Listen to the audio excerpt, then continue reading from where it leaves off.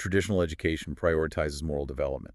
So what defines the Omuluwabi? What does that term mean? It's essentially the ideal person, someone embodying all virtues, the peak of moral development.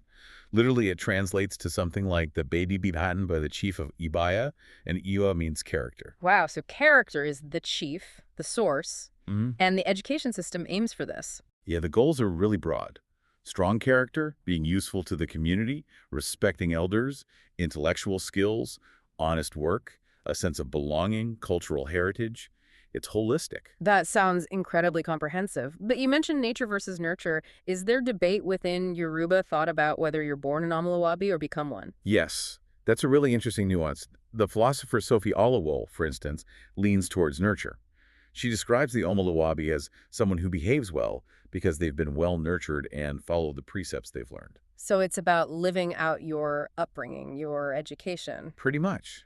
And is contrasted with negative terms, like calling someone a caricature person or worthless child, if they fail to live up to this ideal. There are even discussions around moral dilemmas, like can an Omoluwabi steal if their life depends on it?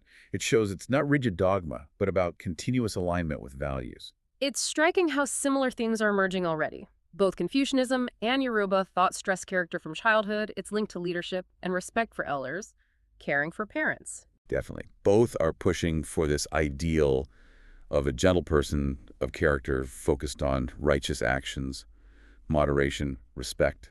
It's about who you are, fundamentally. Okay, so let's shift gears and head to classical Greece.